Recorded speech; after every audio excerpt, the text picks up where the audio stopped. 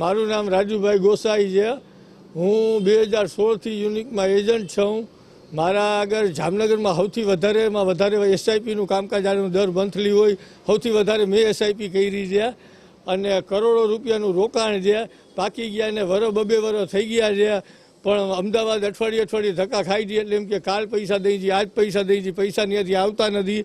અને અત્યારે બધાને લઈને ગ્રુપ બનાવ્યું છે, અમારા ઘરે પૈસા લેવા આવે છે, અમારા ઘરેથી વસ્તુ લેવા આવે છે કે તમે જવાબદારી લીધી હતી ત્યારે કંપનીનું કામ સારું જ હતું।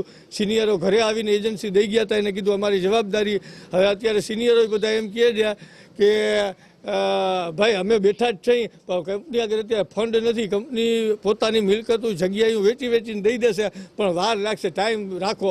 પણ કેટલોક ટાઈમ એ વાતને યાદ થઈ ગયા, વરો 2 વરો 3 વરો 4 વરો 2021થી તો આ પ્રોડક્ટ ફાઇનાન્સ લેવાનું બંધ કર્યું, પણ હજી કોઈ પણ જાતના 100 રૂપિયા માંગી ત્યારે 10 રૂપિયા આપ્યા, વળી 6-12 મહિના કાઢી નાખ્યા। એ રીતનું હાઈલે રાખે છે। હવે તો અમે આવેદનપત્ર કલેક્ટરને આપ્યું, પોલીસ સ્ટેશને ફરિયાદ કરી, વકીલ હસ્તકે કર્યું, પણ ત્યાંથી કોઈ પણ જાતનું પેમેન્ટ આવતું નથી। હા, સ્કીમ જ એ લોકોએ લોન્ચ કરી હતી, આ સહારા જેવી। સહારામાં કેવી હતી કે દર મહિને પૈસા ભરો તો આવી રીતે પૈસા આવે, દર ફિક્સ કરો તો 6 વર્ષે ડબલ, 6 વર્ષ સુધી રાખો તો દર મહિને તમને આટલું વ્યાજ તમારા ખાતામાં આવે। મારા ઘરાક હશે ઓછામાં ઓછા 350-400, અને ટોટલ તો આમાં એમ સમજો ને કે જામનગરમાં 40-50 હજાર એજન્ટ હશે અને 3-4 લાખ માણસોનું રોકાણ હશે।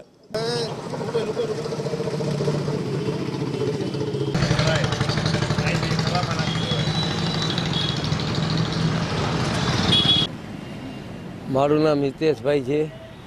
મેં યુનિક કંપનીમાં પૈસા રોકેલા હતા ને મારા પાસ થઈ ગયેલા છે। હું ધક્કા ખાઈને થાકી ગયો। એ લોકોના અધિકારીઓ કે કોઈ જવાબ શાંતિપૂર્વક દેતા નથી। ઓફિસ કેટલો ટાઈમથી નોન યુઝમાં મૂકી દીધી છે, બંધ છે, અને અમે ધક્કા ખાઈને અંતે થાક્યા। પછી અમારે હવે કોઈ રસ્તો જ ના રહ્યો ભૂલવા સિવાય। આ પૈસા કેદી આવે, કેદી ના આવે, કેદી આપશું એ કાંઈ નક્કી નથી કહેતા। સાહેબ, હું નાનો રોડ ઉપર કામ કરું છું, નાનો માણસ છું। આવી રીતે 2 પૈસા ભેગા કર્યા, એનોય ફંડ કરી નાખ્યો આ લોકોએ। અમે તો એમ જ સમજીને કે અમારા પૈસા ગયા અત્યારે। હવે એવું કાંઈ રસ્તો નથી દેખાતો, આમાં શું કરવાનું?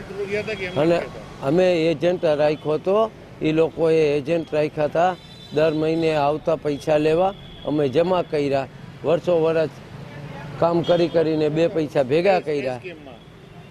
આ યુનિક કંપનીમાં ડબલ થવાની લાલચ આપી હતી આ લોકોએ કે ભાઈ તમને ડબલ વિમાન થઈ જશે ને આમને તેમને, એવી બધી મીઠી વાતો કરી અને પૈસા જમા થઈ ગયા, અમારા પાસ થઈ ગયા, તો અમને ચેક દેવા દો નહીં।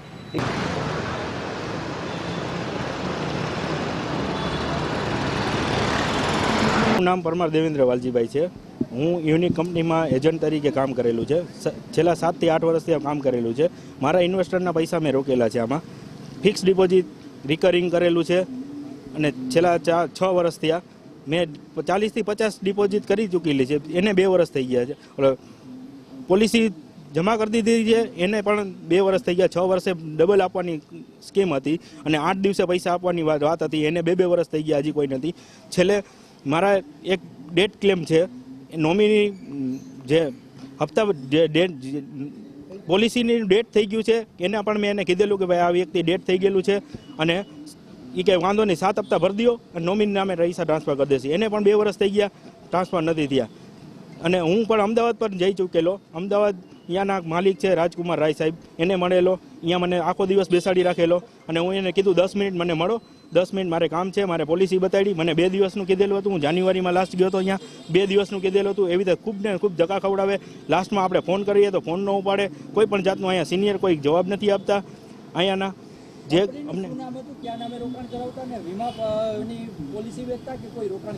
રોકાણ કરાવતા હતા, પોલિસી દેતા હતા, અને અહીંયા એવું કહેવાનું company unique mercantile India limited હતી। અને રોકાણ મારું અહીંયા તો જામનગરમાં તો કરોડોનું રોકાણ છે। જોકે 2 થી 3 હજાર એજન્ટો છે અહીંયા જામનગરમાં, અને જામનગર નંબર 1 બ્રાન્ચ હતી, અને છેલ્લે આની ટોટલ 95 બ્રાન્ચ હતી। ઓલ ઇન્ડિયામાં 95 બ્રાન્ચ છે, અને એમાઉન્ટ તો કરોડો રૂપિયાની છે, જો કે ગણ્યા ગણાયની એવી એમાઉન્ટ છે.